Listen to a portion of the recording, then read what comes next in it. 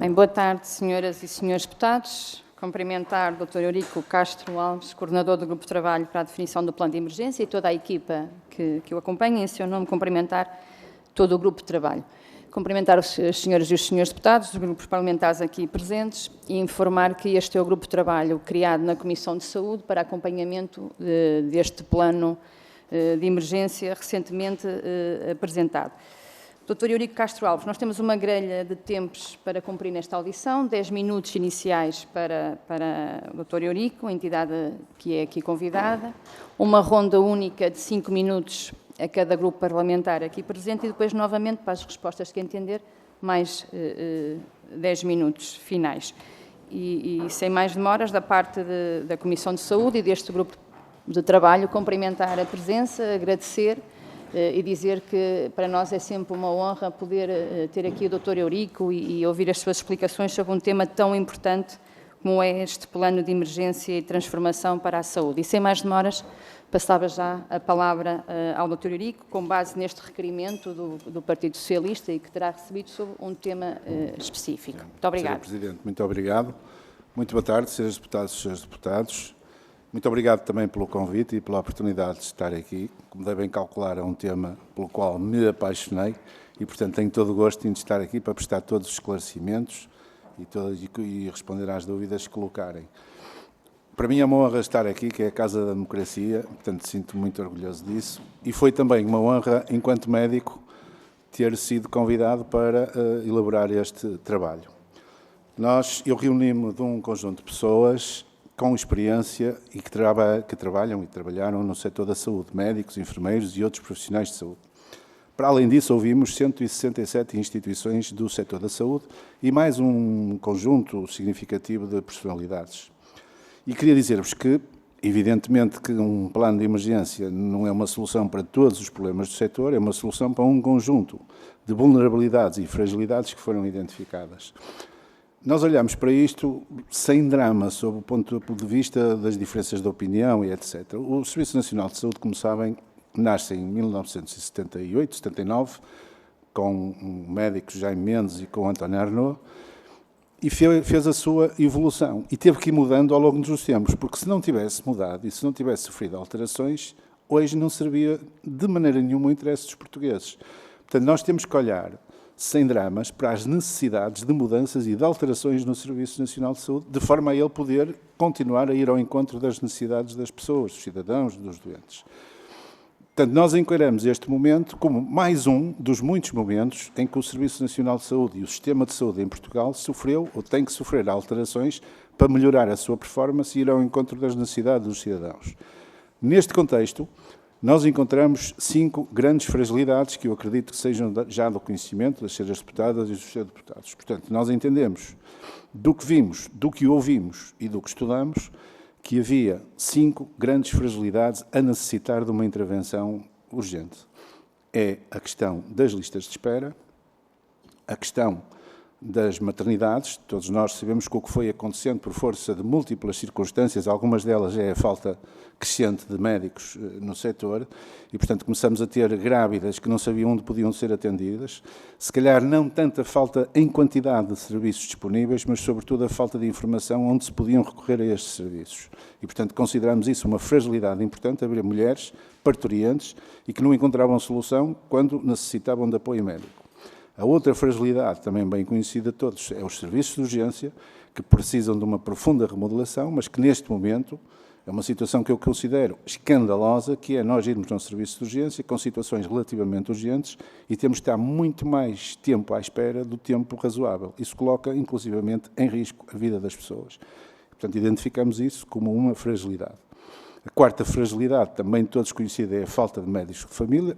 Os números que nos foram entregues foram os números resultantes dos serviços à altura do último governo e, portanto, nesses números nós temos o referencial, que é público, também todos conhecerão, de 1,7 milhão de pessoas que não terão médico de família.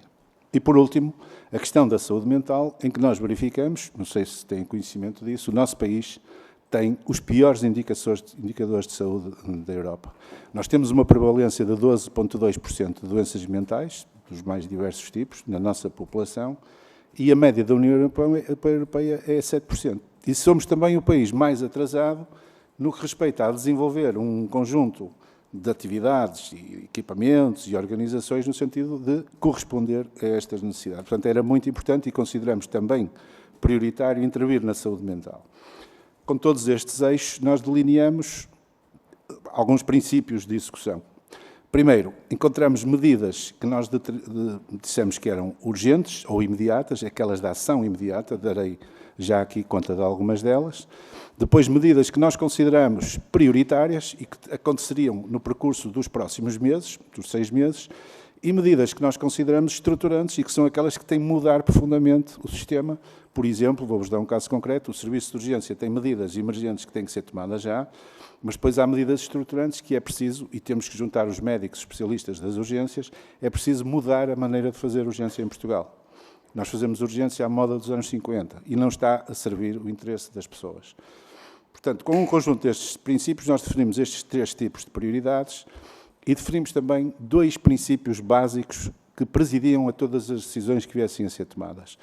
Primeira prioridade, ou primeiro princípio base, é a questão do acesso. Todas estas fragilidades mostram um problema de acesso dos portugueses a cuidados de saúde. E, portanto, esse tem que presidir a todas as decisões. E a segunda decisão é a valorização dos profissionais de saúde.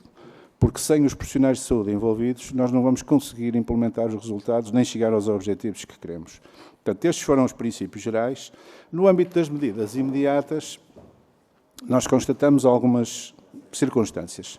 Uma delas é a questão da lista de espera, aquela que eu mais valorizei. Portanto, eu fiz este trabalho enquanto médico, e aliás, aproveito para dizer, como já disse com muita satisfação, foi um trabalho técnico de elaborar o plano, e estou neste momento, como já devem ter sabido, a entregar o plano que está pronto para ser executado, agora sim ao poder político, que terá a função de o fazer acontecer. No entanto, há um conjunto de medidas, as tais mais imediatas, que nós, pela parte que me toca, diluei até por questões éticas, de ética profissional, sentimos na obrigação, e tivemos esse apoio do Governo, de as pôr no terreno e a acontecer mais rapidamente.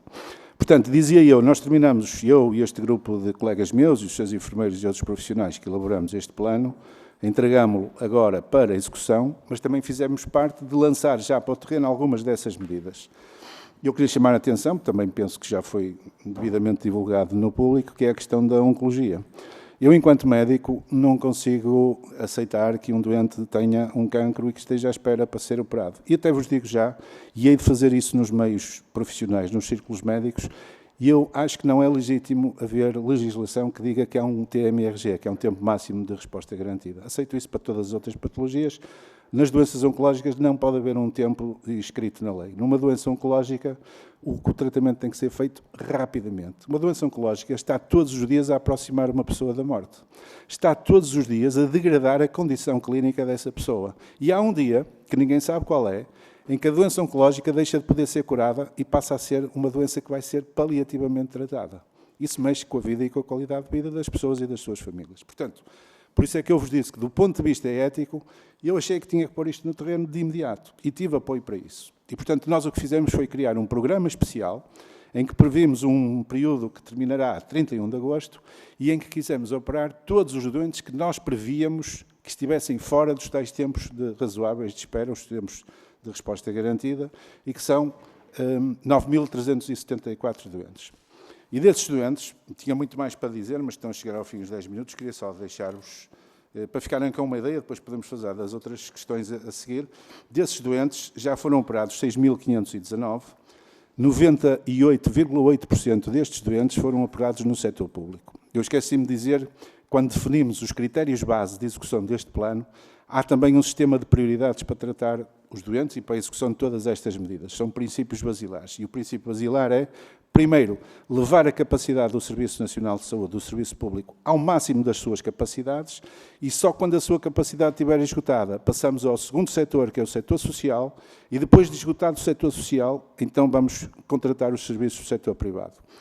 E eu, como sou um homem do setor público e do setor do Serviço Nacional de Saúde, fiquei muito contente, com alguma surpresa, permitam-me que vos diga, mas fiquei muito contente por constatar que nós operamos praticamente todos os doentes no Serviço Nacional de Saúde. E permitem-me que partilhe convosco uma pequena história que é uma curiosidade.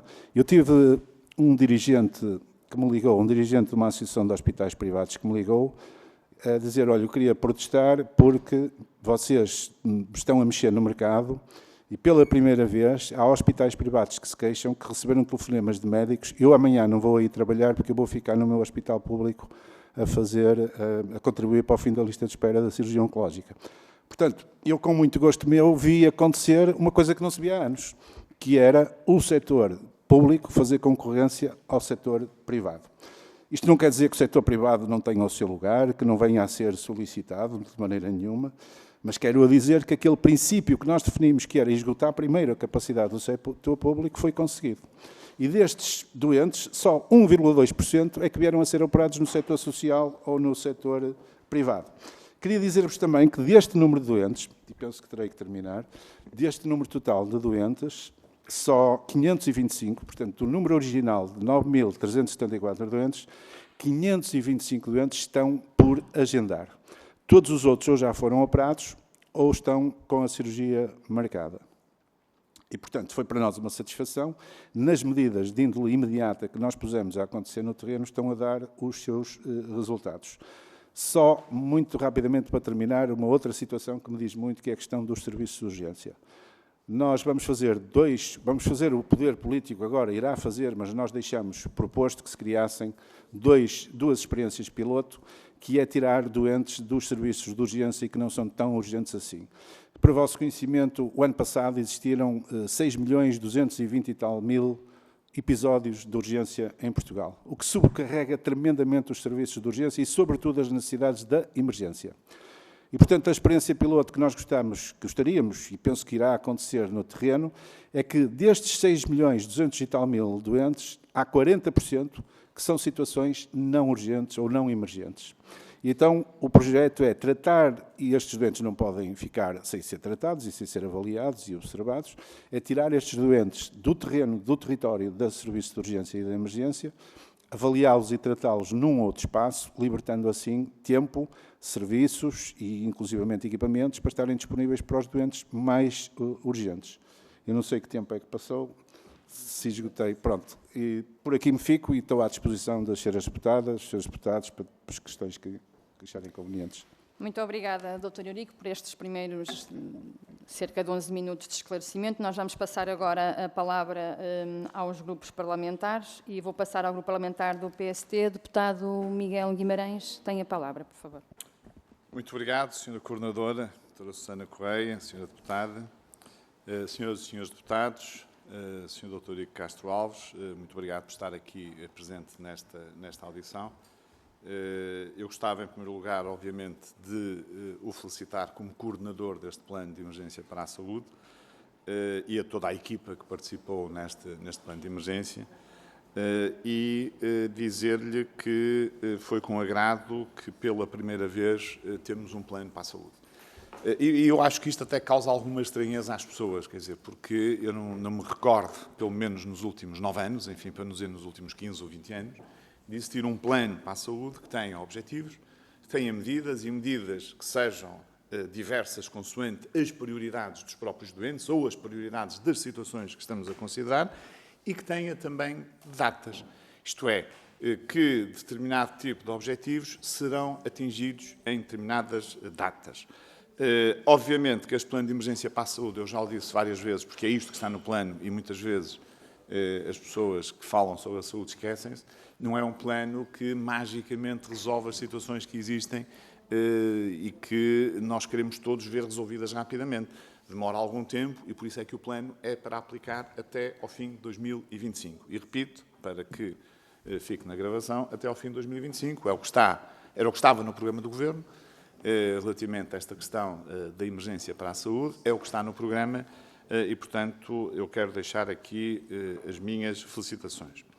O segundo aspecto que me parece relevante é que este plano centra-se basicamente naquela que é a grande dimensão da qualidade, que é o acesso. Ou seja, nós passamos depois, e daí as tais medidas estruturantes, passamos para outro plano a partir do momento em que tenhamos o acesso resolvido. Porque sem acesso não há acesso aos cuidados de saúde e, portanto, as pessoas, os doentes, ficam prejudicados. E, portanto, neste aspecto, também gostava de o realçar e de parabenizar o Dr. Castro Alves por ter coordenado exatamente este plano nesse sentido, que me parece bastante bem feito. Segundo aspecto que eu gostava de realçar é que o plano que é apresentado é um plano que centra, obviamente, o seu foco nas pessoas, como, aliás, nós temos dito muitas vezes, as pessoas estão sempre em primeiro lugar. O nosso foco principal, a nossa preocupação tem que ser as pessoas, e neste caso estamos a falar da saúde, estamos a falar dos doentes, porque este plano não entra na outra dimensão, que é a dimensão da promoção da saúde e prevenção da doença, porque está fora deste plano, já não faz parte da emergência, embora, na minha opinião, também seja uma emergência que Portugal considere, de facto, investir mais na promoção da saúde e na prevenção da doença, porque assim vamos ter mais pessoas saudáveis e menos pessoas doentes. No entanto, eu gostava de dar como nota que este acesso já começa, aparentemente, a ter alguns resultados, e, aliás, a minha questão final irá um pouco nesse sentido. Mas a prioridade, em termos de serviço de saúde, é claramente o Serviço Nacional de Saúde. E o Serviço Nacional de Saúde, que sempre foi defendido pelo PSD, sempre foi defendido pelos médicos. Aliás, quem construiu o Serviço Nacional de Saúde verdadeiramente foi um conjunto de médicos. Eu podia dar aqui vários exemplos, mas basta dar o exemplo do Dr. Albino Aroso, a quem nós devemos os resultados fantásticos que tivemos na saúde materno-infantil, ou o Dr. Paulo Mendo, que foi a pessoa que se debruçou a sério sobre uma questão fundamental e crucial para o SNS, que são as carreiras profissionais, e nomeadamente as carreiras médicas. Mas dizia eu que é com bom agrado que vejo que no plano de emergência, de facto, o Serviço Nacional de Saúde é a base principal, é a primeira base em que nós tentamos resolver os problemas dos doentes. Claro que nós podemos não conseguir resolver, e não conseguimos com toda a certeza nesta fase, todos os problemas que existem no Serviço Nacional de Saúde. E o PSD sempre defendeu, e continua a defender, e irá sempre defender, que nós não queremos ter um doente, por exemplo, com uma doença oncológica, que ultrapassa o tempo máximo de resposta garantido para o tratamento que tem, seja cirúrgico ou outro, e que vá continuar mais semanas, meses à espera, se nós temos a possibilidade de lhe oferecer este serviço, seja através do setor social em primeira instância, seja através do setor privado. E, portanto, aqui eu acho que é o caminho certo, é o caminho de utilizar tudo que existe em termos de equipamentos, de recursos, para nós não deixarmos doentes para trás e para que os doentes sejam efetivamente tratados em tempo clinicamente aceitável. Deixava agora a pergunta, que já estou a terminar o meu tempo, que é o que é que o Dr. Eurico Castro Alves nos pode dizer daquilo que já é a aplicação deste plano de emergência para a saúde, em termos de alguns dados que te possa disponibilizar aqui a esta Comissão. Muito obrigado. Muito obrigada, Sr. Deputado. Vou passar a palavra ao Grupo Parlamentar do Partido Socialista, a Sra. Deputada Sofia Andrade. Tem a palavra, por favor. Muito obrigada, Sra. Deputada Coordenadora. Cumprimento os senhores e as senhoras deputados. Cumprimento ao Dr. Eurico Castro Alves. Enfim, nós já tivemos a oportunidade na Comissão Parlamentar de Saúde de ouvir a Sra. Ministra sobre este assunto. Uma adição que, confesso, nos trouxe ainda mais dúvidas. Isto porque o plano de emergência apresentado pelo Governo identifica um conjunto de preocupações, identifica um conjunto de intenções, mas deixa de fora um aspecto que é absolutamente fundamental, que é esclarecer de que forma é que o Governo vai pôr em prática as intenções apresentadas. E não conseguimos, portanto, retirar nem do documento, nem das declarações da Sra. Ministra, elemento de que nos diga de que forma é que o Governo vai responder a estas preocupações e intenções. Mas há um aspecto que fica claro quando lemos este documento. Fica clara a ideia de que o Governo acredita que, com o recurso ao setor privado, vai resolver os problemas do SNS. Aliás, se o nome deste plano fosse Plano Estratégico para trazer o privado para o SNS, seria certamente uma designação muito mais próxima da verdade e não este ato de ilusionismo que o Governo nos apresentou. E, portanto, interessa perceber que orientações é que o Dr. Eurico Castro Alves recebeu para a elaboração deste plano. Mas vamos por partes. O plano apresenta medidas distribuídas em 3 áreas, as medidas urgentes, prioritárias e estruturantes. Nas medidas urgentes temos a continuidade de várias medidas que foram, desde logo, implementadas pelo Governo Socialista, como a continuidade das unidades de saúde familiar modelo B, continuar os investimentos do PRR, regime da dedicação plena, entre outros. Nas medidas prioritárias, cá está, temos escancarada a intenção do recurso, em grande medida, ao setor privado. E temos também medidas estruturantes, propostas que, enfim, vão apelando à boa imaginação de quem lê, porque é uma coisa que há de acontecer, vamos ver como, não sabemos muito bem porquê. Ainda assim, para todos estes campos, há um fator que é comum e é absolutamente fundamental para a prestação dos cuidados, que são os recursos humanos. Aliás, que identificou como uma das principais bases do plano e que é mesmo a valorização destes profissionais. Mais uma vez, falta aqui o essencial, que é saber como é que isto vai acontecer. Ora, não só estamos num contexto de escassez de recursos humanos, não só no setor público, como também no setor privado, mas ainda assim o plano apresenta medidas como a abertura de centros de atendimento clínico ou reforço das convenções. Dito de uma forma mais simples, o plano diz que vamos abrir mais portas. Pergunto-lhe então de que forma é que é possível concretizar estas intenções, como é que vamos abrir mais portas, se ao mesmo tempo não sabemos como é que vamos conseguir aumentar os recursos humanos disponíveis para colocar nestes locais. Estes centros de atendimento clínico vão existir onde? Com que recursos é que eles vão funcionar? Com que financiamento? Como é que é possível definir ações sem estabelecer primeiro o principal pilar que é necessário a sua implementação? Isto é como se tentássemos fazer uma casa, começando pelo telhado, e não sabemos muito bem como é que vamos construir os alicerces, mas havemos de lá chegar. Ainda no domínio dos recursos humanos e com vista a combater o recurso a prestações de serviço, tínhamos em marcha no anterior Governo medidas como a dedicação plena ou a criação de centros de resposta integrada para as urgências na medicina interna e na saúde mental. Ora, sobre os CRI para as urgências e medicina interna, não vislumbramos neste plano o que é pretendido.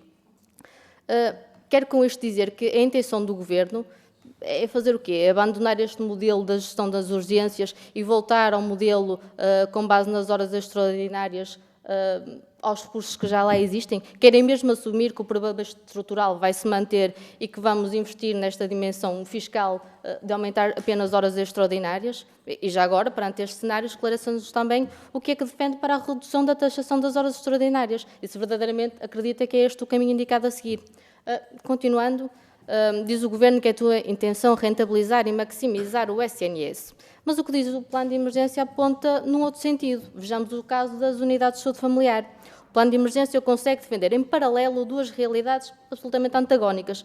A continuação da reforma das USF modelo B e avançar ao mesmo tempo com a reforma das USF modelo C. Quer dizer, em bom rigor, o que estão a dizer é que vão investir no setor público e no setor privado ao mesmo tempo. E nós sabemos que se investimos no setor privado, menos sobra para o setor público. Quer dizer, isto é uma aritmética que é muito fácil de perceber. Portanto, com franqueza, pergunto se lhe parece possível uma reforma estrutural que permita ambas as situações e se querem ter médicos nas USF modelo C, estes têm que ser retirados de algum lado. E vão retirar, bem, onde eles existem e onde eles fazem falta, que é precisamente nas USF modelo B. E, portanto, isto é uma clara medida de retrocesso que vai beneficiar o privado em detrimento do SNS. E porque também é verdade que se diga que grande parte dos médicos que estão no privado trabalham também no SNS. Para terminar, e porque o SNS assenta numa orgânica de funcionamento das ULS, há também uma questão fundamental que tem que ser esclarecida, que tem que ver com o modelo de financiamento das ULS, nomeadamente para as ULS de cariz universitário, para a qual o Governo defende um financiamento diferente. E pergunto-lhe então, em face deste plano apresentado, qual é a posição que é defendida nesta matéria. Eu termino mesmo, Sra. Presidente, fazendo uma breve referência aos administradores hospitalares. Não sei se era a eles que se referia quando falava dos burocratas do sistema. E são os mesmos que a Sra. Ministra refere como sendo de lideranças fracas. Termino, Sra. Presidente, perguntando porque apresentou a intenção de criar um sistema de avaliação destas performances. Ora, é exigido a eles aquilo que faltou a este plano, é exigido o rigor, porque quando apresentou o plano disse que existiam 9.374 doentes oncológicos, cujo tempo de resposta já tinha sido ultrapassado, e nós efetivamente sabemos que o número de doentes não é este, é muito inferior. Portanto, pergunto-lhe que rigor é que lhes é exigido quando não tiveram este rigor na apresentação do plano. Muito obrigada, Sra. Deputada. Vou passar a palavra ao Grupo Parlamentar do Chega, Sr. Deputado Rui Cristina. Tem a palavra. Muito obrigado, Sra. Coordenadora, caros e caros deputados. Dr. Eurico Castro Alves, seja bem-vindo à Casa da Democracia. O plano de emergência de saúde baseia-se em incentivos pontuais, carecendo, na nossa perspectiva, de uma política integrada e abrangente, e apoia-se fortemente no setor privado e social, o que apresenta aqui uma opção positiva algo que o Partido Socialista sempre recusou por ter uma visão ideológica sectária. A falta de avaliação rigorosa pode aumentar os custos do SNS sem melhorias claras na saúde dos pacientes. Além disso, não inclui o envolvimento dos profissionais de saúde na implementação, que é crucial para garantir aqui um sistema eficiente e adaptável às necessidades dos cidadãos.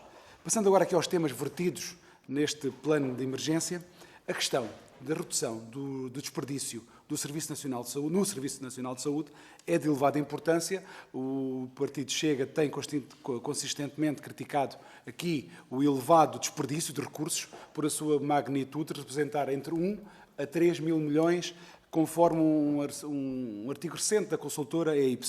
No entanto, o plano atual aborda o desperdício no SNS, na nossa perspectiva, superficialmente, limitando-se à criação de um grupo de coordenação para monitorizar os indicadores do desempenho. O que lhe pergunto é se o Governo vai desvalorizar este desperdício de recursos do SNS ou se vai ser um tema, ou será um tema que será relevado.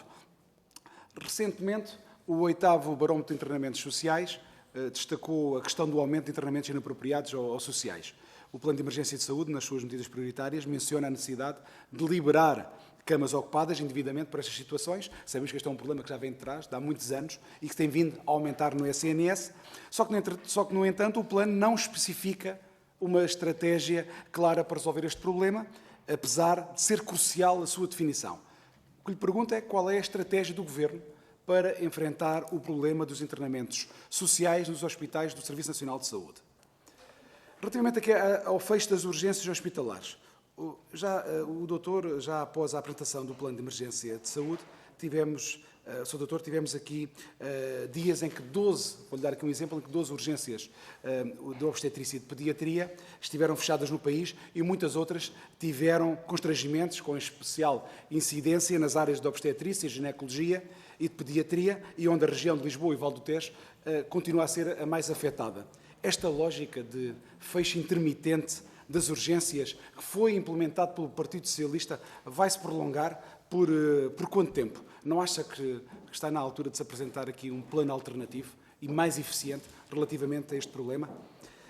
A Sra. Ministra da Saúde disse que o tema já foi aqui enunciado e o Sr. Doutor já tinha falado sobre este assunto, mas eu acho que devemos aqui mais esclarecimentos. A Ministra da Saúde disse que existiam mais de 9 mil doentes em espera para cirurgia de oncologia. Esse número depois foi corrigido para cerca de 2 mil, após reparos dos partidos da oposição. Contudo, o Sr. Doutor reafirma que os doentes oncológicos já tinham ultrapassado o tempo de espera para a cirurgia, eram mais de 9.300 em maio. O que lhe pergunto, Sr. Dr. Eurico Castro Alves, em que ficamos? Quantos são, afinal, os doentes em espera para cirurgias em oncologia? Relativamente aqui aos médicos de família, que é um problema transversal ao SNS, neste momento temos cerca de 1,7 milhões de portugueses sem médicos de família. São números incomportáveis, que vão afetar gravemente o Serviço Essencial de Saúde do SNS e, do mesmo modo, também o volume total das consultas médicas realizadas nos cuidados primários continua a reduzir. Sinceramente, considera suficientes as medidas previstas no plano de emergência que visam atribuir médico de família a todos os portugueses? E relativamente aqui às administrações hospitalares, o Sr. Dr. Eurico Castro Alves afirmou em declarações à imprensa que responsabilizará as administrações hospitalares pelas listas de espera para cirurgias. A minha questão é se as administrações hospitalares finalmente terão algo que o Partido Socialista nunca lhes proporcionou, que é mais autonomia para contratar profissionais, para comprar equipamentos e realizar investimentos. E, recentemente, o doutor também alertou para a prática de hospitais selecionarem pacientes para cirurgias com base em considerações económicas. Esta abordagem implica que pacientes com condições benignas possam ser priorizados em detrimento de utentes com condições malignas, o que é aqui profundamente preocupante para todos nós. E, segundo o doutor, o Governo atribuiu aos hospitais esta responsabilidade. No entanto, a Associação de Administradores Hospitalares afirmou através do Dr. Xavier Barreto, se não estou em erro, afirmou não ter conhecimento de qualquer instância em que a administração hospitalar tenha feito escolhas cirúrgicas com base nos custos envolvidos. Pode-nos dar aqui mais pormenores sobre esta situação? Não teme aqui uma escalada de conflito entre as administrações e os profissionais de saúde pela forma como estes assuntos estão a ser abordados? E para terminar muito rapidamente, eu acho que para nós, Partido Chega, é a hora de apostarmos verdadeiramente na prevenção da doença, é a hora de valorizarmos profissionais de saúde, é a hora de avançarmos para uma verdadeira reforma, onde teremos que colocar os doentes no centro das decisões, é a hora de coragem e é a hora de agir. Muito obrigada, Sr. Deputado. Vou passar a palavra ao Grupo Parlamentar da Iniciativa Liberal, Sr. Deputado Paulo Moares. Não, é da Iniciativa Liberal e é o Deputado Mário Amorim Lopes. Peço desculpa, Sr. Deputado. Muito. Uma piada dentro do contexto democrático. Muito obrigado, Sr. Presidente, em exercício. Antes de mais, em nome do Grupo Parlamentar da Iniciativa Liberal, saudamos a vinda do Sr. Secretário de Estado, Eurico Castro Alves, aqui a esta comissão, para termos a oportunidade para discutir não apenas o programa de emergência, mas a saúde como um todo, que eu creio que essa discussão também se justifica. Antes disso, gostava só de fazer aqui um comentário a algumas coisas que foram ditas e, enfim, manifestar a minha surpresa relativamente a algumas posições, em particular do Partido Socialista, porque que o Partido Comunista ou o Bloco de Esquerda façam da natureza jurídica do prestador o seu único cavalo de Troia, o único cavalo de batalha, aliás, e Troia também, na discussão da saúde, é compreensível, creio que não surpreende ninguém. Que este Partido Socialista também assume essas dores e começa agora também a incorporar esse discurso, esta ideia de total privatização do Serviço Nacional de Saúde, é no mínimo paradoxal. Paradoxal porque é bom recordar, por exemplo, que as 3 parcerias público-privadas foram terminadas nos últimos anos, foram começadas por um ministro socialista, Correia de Campos, que, corretamente, bem, pragmaticamente, percebeu que fazia sentido fazer a experiência, que aliás correu bem, com essas parcerias público-privadas. E, por outro lado, também porque se houve um momento em que o setor privado, e isto é atestado por dados empíricos, não é a minha opinião, se houve um momento em que o setor privado prosperou em Portugal, foram nos últimos 8 anos. E basta ver a quantidade de hospitais privados, a quantidade de clínicas privadas, a quantidade de seguros de saúde privados que foram criados nos últimos 8 anos. Portanto, é de facto estranho que o PS, já não é o PS de outrora, infelizmente, que era mais pragmático, é um PS que, enfim, foi guinando à esquerda, com prejuízo, eu diria, para todos nós e, sobretudo, para o sistema de saúde. Feita esta nota prévia, que me parece importante, tocou na sua intervenção em alguns pontos que eu gostaria de discutir consigo. O primeiro tem que ver com a ideia de que o recurso ao setor social e privado é feito de forma supletiva. Vamos analisar o estado atual do Serviço Nacional de Saúde.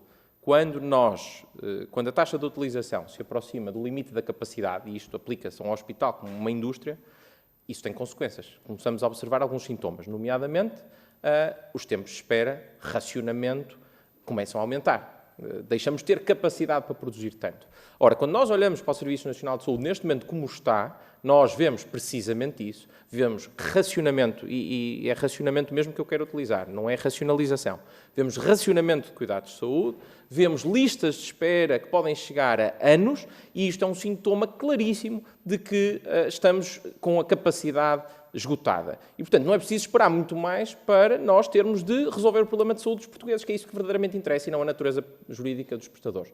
Portanto, compreendendo a preocupação com o Serviço Nacional de Saúde, também para a Iniciativa Liberal o setor público é um esteio. Agora, não deve ser aqui um fator que impeça os portugueses de terem acesso a cuidados de saúde. E, neste momento, eles têm essa necessidade urgente de ter acesso a cuidados de saúde. Isso remete-me para o segundo ponto, que também abordou na sua intervenção, que foi a questão dos tempos máximos de resposta garantida.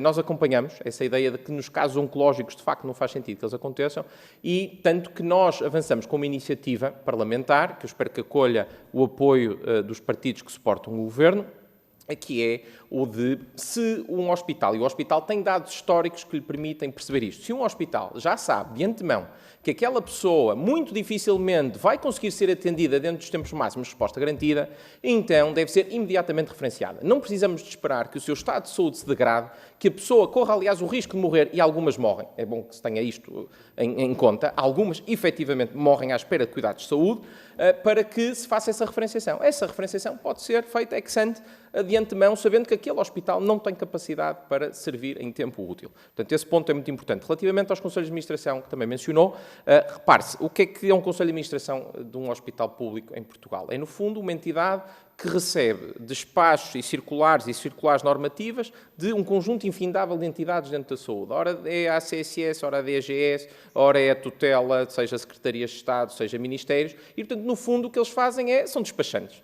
Eles dão sequência aos despachos. São verdadeiramente despachantes. Pior, são despachantes que depois podem ser responsabilizados no Tribunal de Contas com multas de 2.500 euros, quando muitas vezes a única coisa que querem fazer é resolver o problema dos portugueses. E, portanto, está na hora, esperemos que a criação dos LS seja a forma de o fazer, de dotar efetivamente estes conselhos de administração de autonomia. Autonomia acompanhada, naturalmente, de responsabilização. É preciso garantir que, de facto, primeiro, se o hospital tem bons resultados, aquele que é o superávit desse hospital não serve para cobrir os déficits de outros hospitais, que foi essa a prática até aos dias de hoje, e depois nós víamos os hospitais que eram deficitários a executar despesa, ou melhor, que eram superavitários a executar despesa no final do ano para garantir que depois a CSS não ia lá e retirava aquela verba adicional e a colocava noutros hospitais, e portanto temos de dar condições a estes conselhos de administração e temos naturalmente de os responsabilizar, porque se de facto eles não conseguem cumprir, então naturalmente a responsabilidade é deles. Mas é importante ter em conta, já estou a exceder, peço desculpa, mas enfim, fica para uma próxima oportunidade. Muito obrigado.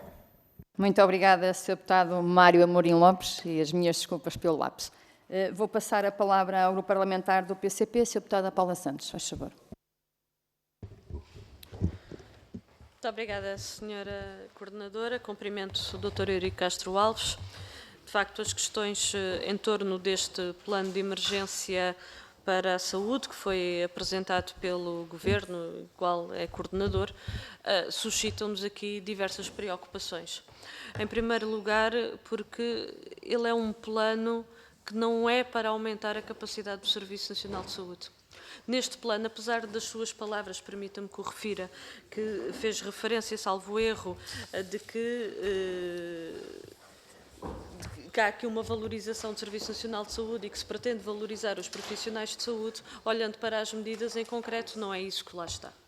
Sobre profissionais de saúde, aliás, não vislumbramos uma medida para a valorização das carreiras, dos salários, das garantias de condições de trabalho. E não estou a falar disso, não é horas extraordinárias, ou não são horas extraordinárias, suplementos, incentivos, prestações de serviço, o que se lhes quiser chamar.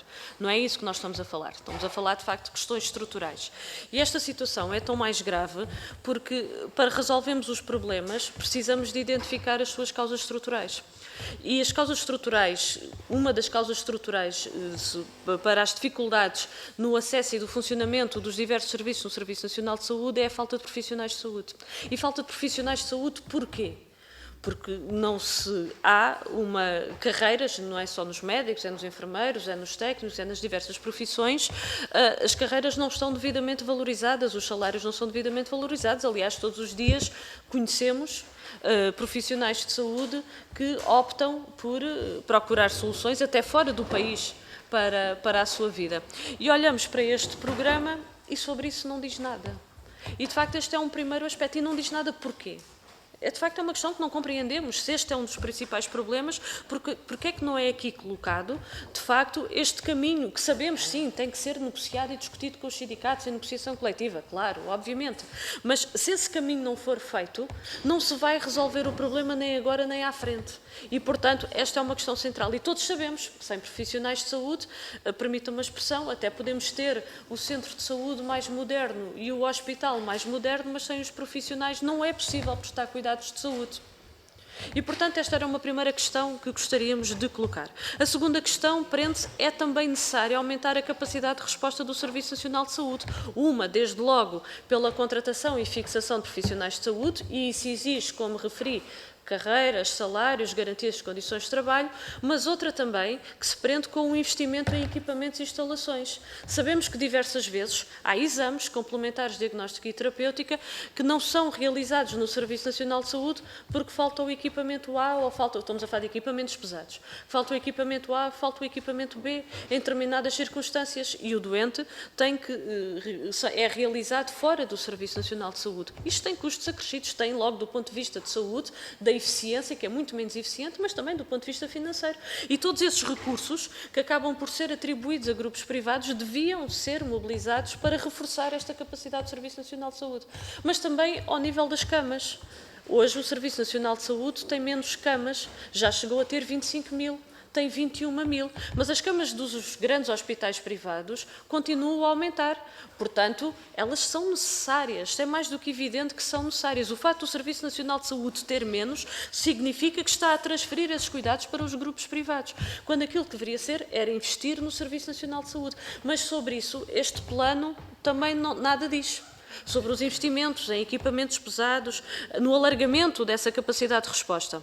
E depois, há um conjunto de matérias em que aquilo que coloca é transferir para os grupos privados. Os cuidados de saúde primários é muito preocupante.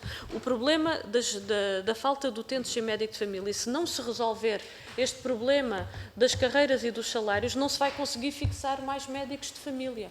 E este é, de facto, um problema de fundo. Mas quem diz aqui nos cuidados de saúde primários, podíamos falar também a outros níveis. É aqui colocada com muita ênfase a questão das cirurgias oncológicas. Mas eu gostaria de lhe perguntar o seguinte, se na preparação ou se na realização, porque todos sabemos que o tratamento destas doenças, em muitas circunstâncias, a seguir à cirurgia, é necessário um conjunto de outros tratamentos. Isso está devidamente articulado. É porque muitas das vezes, em muitas circunstâncias, esses tratamentos têm que ser programados logo a seguir à cirurgia. Não dá para o doente ficar à espera dias, semanas, para esses tratamentos. Como é que tudo isso está a ser articulado? É porque não é suficiente vir dizer que já se realizaram X cirurgias. E esses tratamentos, o antes e o depois, como é que tudo está a ser articulado? O tempo já está a terminar. Há duas últimas questões que gostaria de colocar e vou ser telegráfica. Uma, o problema das urgências. Porque é muitas vezes sinalizado de que há situações de doentes que não deveriam ser resolvidas a outro nível e que a situação de doença aguda não deveria ser na urgência hospitalar. Sra. Deputada, tem mesmo que... Sim, vou terminar.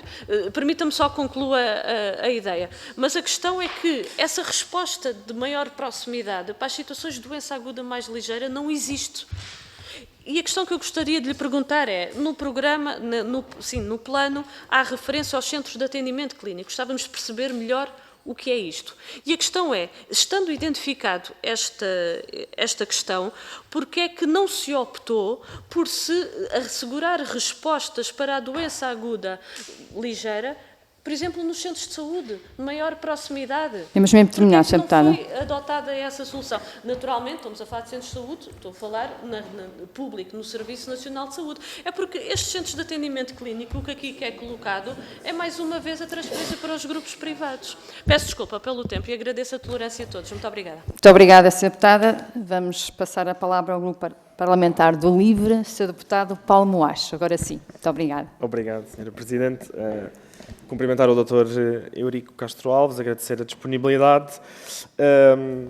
Não sendo eu deputado da Iniciativa Liberal, ainda assim, agora o deputado não está cá, mas ainda assim vou socorrer-me aqui da expressão que ele utilizou de cavalo de Troia, porque efetivamente para nós neste plano é isso que está aqui em causa. E quando o Dr. Eurico Alves fala em olhar sem dramas para as mudanças no SNS, eu gostaria de perguntar se a privatização de parte do SNS é uma dessas mudanças. Quando nos diz que até se tem conseguido pôr o público a concorrer com o privado, se a visão que está aqui subjacente é essa, é pôr o setor público da saúde a concorrer com o setor privado da saúde. E para além disso, também está aqui subjacente a ideia que tem sido um bocadinho o Eldorado que é apresentado, que é a ideia de que no setor privado há uma grande capacidade que não está a ser aproveitada e que, estando o público sobrecarregado, nós vamos conseguir resolver todos estes problemas recorrendo ao privado. E eu perguntava se, na elaboração deste plano, como é que foi feito esse levantamento e, efetivamente, qual é a capacidade que o setor privado vai ter para dar resposta àqueles que vão ser os encaminhamentos que este plano quer fazer de doentes que estão no público para o privado. Houve aqui várias coisas também que foram referidas, desde logo estas 5 grandes fragilidades, uma delas as maternidades, também já aqui foi referido, e também lhe perguntava se nesse aspecto se tem melhorado alguma coisa com a ação deste Governo, porque aquilo que nós temos visto é que a situação tem continuado exatamente na mesma, com os serviços a fecharem de uma forma, de uma forma intermitente e até com menos informação. Uma das questões que levantou foi a falta de médicos e a falta de informação. Uma das principais queixas das pessoas tem sido o facto da informação nem sequer estar a ser clara e ser divulgada com muito pouco tempo de antecedência. Uma outra fragilidade que nos apresentou também tem a ver com a falta de médicos de família. Mas a verdade é que também na elaboração deste plano, aparentemente, os médicos de família nem sequer foram ouvidos. E eu perguntava, como também nos disse, que a valorização dos profissionais é aqui um ponto importante. A verdade é que o plano refere a palavra carreira 3 vezes. E quando fala dos profissionais de saúde e todas estas temáticas, é sempre em termos muito genéricos. Para nós esta é uma das questões essenciais, uma das questões fundamentais é a falta de profissionais de saúde e a falta de condições que estes profissionais de saúde têm nas suas carreiras, o que implica com a sua motivação. Se o grande objetivo é, como agora o Governo parece ter feito, tornar ilimitado o número de horas extraordinárias que os profissionais de saúde podem fazer, sendo certo que toda a informação que nos é prestada é que os profissionais de saúde, em muitos casos, já estão em situações de exaustão, de não conseguirem continuar a fazer horas extraordinárias em cima de horas extraordinárias e bancos em cima de bancos e etc. Se é esta a grande solução que este plano de transformação tem para os profissionais de saúde. Mas também perguntar se nas 167 entidades que nos referiu no início, que tinham sido ouvidas para a elaboração deste plano, se os representantes dos profissionais de saúde do SNS se foram ouvidos, os sindicatos, associações, as ordens, etc., se foram efetivamente ouvidos.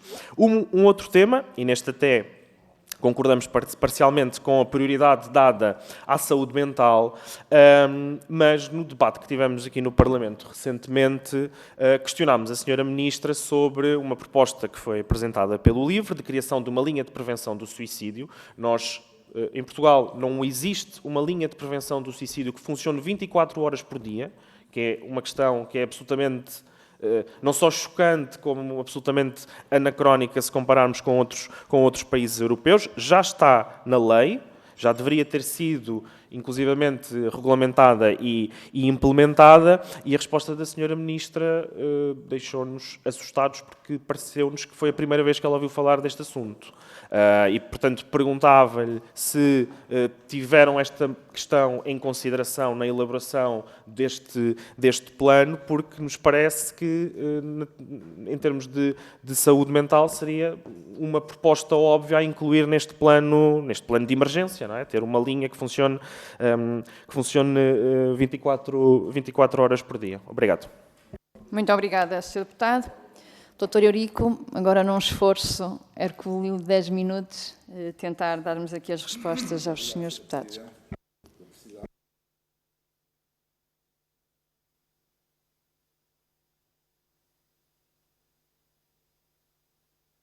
Mostrar essa consideração. Eu vou tentar ir respondendo por grandes temas e nessas respostas tentar abranger tudo o que aquilo foi dito, até porque foram questionadas aqui questões muito importantes que eu gostava muito até de escalpelizar com mais algum cuidado. Mas adiantando, e começando já pelo fim, talvez seja mais prático, eu percebo as preocupações do Sr. Deputado e queria só dizer, isto para mim é muito importante, porque eu tudo o que faço quero envolver o maior número de pessoas. Nós ouvimos, de facto, foram mais até de 167 instituições, ouvimos sindicatos, ouvimos as ordens profissionais, cometemos um erro, uma falha não prevista, que não. Ouvimos muita gente da Medicina Geral e Familiar, nomeadamente colegas meus dos sindicatos, mas falhou-nos ouvir a Associação, deve ser por isso que o Sr. Deputado está a fazer esta observação, a Associação Portuguesa de Medicina Geral, foi um lapso em uma centena e tal, mas já falei com eles, já os recebemos, e vamos incorporar algumas das ideias que eles disseram e, portanto, tenho que acusar essa falha. Relativamente ainda à saúde mental, nós constatamos também que há um conjunto muito grande de medidas que já estão desenhadas, que vinham do anterior Governo, e eu também não sou de fazer injustiças, estavam feitas, bem feitas. Isso foi-nos passado por um colega meu que é o responsável nacional saúde mental, que também já vinha do anterior governo, que é o Dr. Miguel Xavier. Essas medidas estão inclusivamente com o financiamento já assegurado, só não percebemos porque não estavam no terreno a acontecer. Portanto, eu queria também deixar aqui bem claro, não fugindo a nenhuma responsabilidade, nem nunca deixando de estar presente quando me pedirem, eu fui o técnico, o médico que fez a elaboração do plano, com um conjunto de colegas meus. Agora, há o poder político para o executar. E daí que há algumas das questões que os seus deputados aqui colocaram e que, naturalmente, têm a colocar a quem vai ser responsável pela execução do plano. Nós fomos os elaboradores do desenho. E, portanto, o que eu queria dizer é que este conjunto de medidas estão todas elencadas e têm todas as condições para começarem a acontecer. Eu até sugeri aos seus deputados que exijam que isso aconteça, porque a saúde mental, eu concordo, tem que ser, e cá está, é uma das nossas 5 prioridades. O nosso país precisa urgentemente de intervenção na área da saúde mental. Queria também dizer-vos que, relativamente ao número, pode ter havido aqui alguma dificuldade da nossa parte, a comunicação tem este problema. Às vezes a gente não explica bem e depois o receptor também não percebe bem. Eu vou reafirmar. Nós temos 9.300, à data de 30 de abril, tínhamos 9.374 doentes que tinham ultrapassado o tempo de resposta ou iriam ultrapassar o tempo de resposta neste período para o qual nós queríamos intervir. Eu compreendo. A interpretação que faz também faz sentido. É que naquele dia havia 2.600. Mas quando nós fizemos o trabalho e como íamos desenhar um plano até 31 de agosto, nós quisemos saber quantos doentes nesse período ficariam sem tempo de resposta garantida. São 9.734. Sra. Presidente, eu tenho aqui a lista dos doentes um por um. Podem contá-los? Eu vou deixar à Sra. Presidente. Vejam lá com a Comissão de Proteção de Dados como é que é. Nós não pusemos os nomes dos doentes. Tem o número do processo e o procedimento que foi feito. Eu deixo à Sra. Presidente. Quem quiser contar, estão aí. Agora, eu explico. Provavelmente o erro foi nosso de não saber explicar como devia ser. São 9.374 doentes que, durante este período em que nós lançamos um programa especial de cirurgia, iriam ficar, na sua totalidade, fora do tempo de resposta garantida. O Sr. Deputado tem razão. No primeiro dia, no dia 30, eram 2.600 e tal. Mas nós estávamos a olhar para o período. Nós, se calhar, não explicamos isso devidamente. Está aqui agora a explicação correta e os factos. Por outro lado, também queria dizer que é preciso ter boa nota que estas listas são dinâmicas. Todos os dias são acrescentados doentes às listas. O nosso grande objetivo, tomem nota, é a 31 de agosto nós não termos nenhum doente fora do tempo de resposta garantida. Neste momento temos os tais 500 e tal por marcar, por agendar. O objetivo, e foram criados os mecanismos para esse efeito, é nós no dia 31 de agosto termos os doentes todos ou operados ou com a sua cirurgia agendada. Para isso, é muito importante que aconteçam algumas coisas que estão previstas no nosso plano, que são regulamentos. E aqui já respondo a algumas das questões que foram sendo levantadas. Há o risco de voltarem a ser geradas novas listas de espera com doentes para lá do tempo. Porque, eu vou reafirmá-lo aqui, há doentes mais recentes que são operados à frente de outros mais antigos. Há doentes de patologia benigna que são operados e ficam para trás de doentes de patologia maligna. Vão aos hospitais, está lá, é só pedir os históricos dos hospitais. Com isto, não quero acusar ninguém. É o sistema. Está a funcionar de tal maneira que gera alguns automatismos em que estas coisas acontecem não por culpa de ninguém, mas que é o próprio sistema.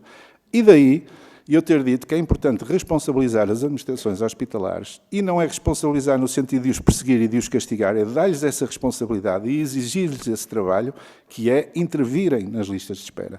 O administrador hospitalar, e com isto estou a responder já a algumas das perguntas que foram surgindo, o administrador hospitalar, na minha opinião, tem por obrigação ir junto dos serviços, de quem gera os blocos operatórios, de quem marca as cirurgias e fazer perguntas. Isso não tem estado a acontecer. Nós fizemos isso. Começamos a escrever cartas, tenho-as, posso disponibilizar aos seus deputados, aos hospitais, porque é que há um critério, não sei se conhecem, que é o das prioridades das listas de espera. Há o critério de prioridade 4, prioridade 3, prioridade 1. A prioridade 4 implica que o doente seja operado em 2 semanas ou 3 semanas no máximo. Eu tinha doentes com mais de um ano com prioridade 4 na lista. E perguntámos aos hospitais o que estava a acontecer. Pura e simplesmente estava esquecida. Ninguém gera a lista. A lista tem que ser gerida diariamente e proativamente. Tem que se perguntar porque é que este doente está aqui. Já foi operado? Não foi operado?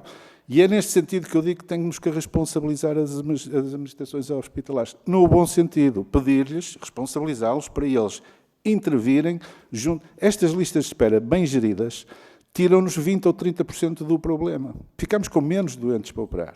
E há outra coisa fundamental, que é a regulamentação. Eu propus ao Governo, e espero que o faça, que legisle, ou por postarias, ou o que seja, sob o ponto de vista técnico, não sei, mas tem que dizer aos hospitais que nenhum doente com patologia oncológica deve ficar para trás e é operado um doente com patologia benigna. Os doentes com patologia benigna têm que ser tratados e operados, mas tem que haver aqui prioridades e timings. Um doente oncológico, isto tem que estar na lei. Não pode ficar para trás, a não ser que tenha uma boa explicação, porque há justificações clínicas para não se operar um doente, a não ser que tenha uma boa explicação, não pode ficar por operar. Depois, também vos queria falar de uma questão que aqui eu vi como muito importante para mim, que é a questão da racionalização versus racionamento. Eu acho que é uma questão fundamental e aí daí o nosso conceito de nos socorrermos do setor privado e do setor público, para que não haja racionamento. Quer nós queiramos, quer não queiramos, hoje, nos dias de hoje, e depois já há as opções políticas se investe mais ou investe menos, mas aos dias de hoje, o Serviço Nacional de Saúde, onde eu trabalho, e onde eu tenho feito tudo para que funcione bem e para que seja cada vez melhor, mas o Serviço Nacional de Saúde não chega para corresponder às necessidades da nossa população. E, nesse sentido, o meu princípio enquanto médico é o doente primeiro, independentemente dos pontos de vista que eu respeito, do ponto de vista ideológico de toda a gente. Mas, para mim, e pela minha formação, primeiro está o doente. E se eu não conseguir tratar o meu doente no setor público, o que por vezes acontece, Srs. Deputados, peço desculpa, é o meu ponto de vista, deixei-o no programa, o Governo agora executará ou não, mas enquanto médico, eu eticamente sinto na obrigação de me socorrer de qualquer meio, seja ele privado ou social, para tratar esse doente. E, portanto, foi esse princípio que eu estabeleci ao elaborar este plano de execução. Depois, uma outra questão que é, neste mesmo princípio da gestão das listas de espera, e por causa da tal racionação que de facto, ou racionamento que de facto está a acontecer no SNS, nós propusemos um plano especial para os próximos 6 meses, com majoração às equipes que vão tratar os doentes, e criamos também um novo projeto, que nós designamos por SINAC, e que será o Sistema Nacional de Acesso à Consulta e à Cirurgia, e que vai no sentido de resolver um dos problemas que aqui foi referido, que é um doente que hoje entra numa lista de espera, muito provavelmente não tem condições em determinados hospitais de ser operado em tempo útil. E, portanto, tem que haver um sistema de informação que faça essa gestão e que diga, este doente neste hospital nunca vai ser operado, vamos procurar automaticamente os outros hospitais do setor público primeiro, onde ele possa ser tratado, e esgotada a capacidade do setor público. Então, este mesmo sistema vai procurar no setor social e no setor privado onde é que este doente tem que ser tratado. Como vos digo, é o doente primeiro. Digo-vos que 36 dias depois deste plano ter sido anunciado ao país, foi no dia 29 de maio, eu queria recordar aos Srs. Deputados que nós, dos 9.374 doentes, cujos nomes estão aqui nesta lista para a vossa consulta, nós temos operados praticamente mais de 70% destes doentes e temos apenas pouco mais de 500 doentes por agendar. E quero aqui dar-vos este compromisso, que eu espero que o Governo cumpra, porque eu estou agora a entregar este plano, mas sei que tem condições para o cumprir, e eu espero que a 31 de agosto, em Portugal, não haja, provavelmente haverão, porque são os casos episódicos e excepcionais, mas por regra, que passa a não haver doentes oncológicos em lista de espera para serem operados. Tinha muito mais para dizer, peço desculpa aos Srs. Deputados se não fui ao encontro. Termino só com uma questão que eu considero importantíssima e que se chama transparência. Hoje mesmo é publicado, e por insistência minha, no site do Governo, no portal da Saúde, uma monitorização de tudo o que está a acontecer no que respeita à execução deste plano. São 54 medidas, são 16 programas que eu considero fundamentais para a saúde pública e que podem ser consultados no programa, em que dia a dia, dentro dos possíveis, será atualizado, até um dia em que esteja tudo, que é o meu sonho, um dia que esteja tudo completamente concretizado. Gostava imenso de responder a muito mais questões, Srs. Deputados. Estou à vossa disposição para quando quiserem. Isto é um tema que me apaixona e, portanto, quando os Srs. Deputados entenderem, eu estarei disponível para cá regressar. E muito obrigado pela vossa atenção. Muito obrigada, Dr. Eurico Castro Alves. Em nome da Comissão de Saúde e deste Grupo de Trabalho, os nossos cumprimentos ao Dr. Eurico e a toda a sua equipa. Senhoras e senhores deputados, terminada a audição. Muito obrigada. Até já.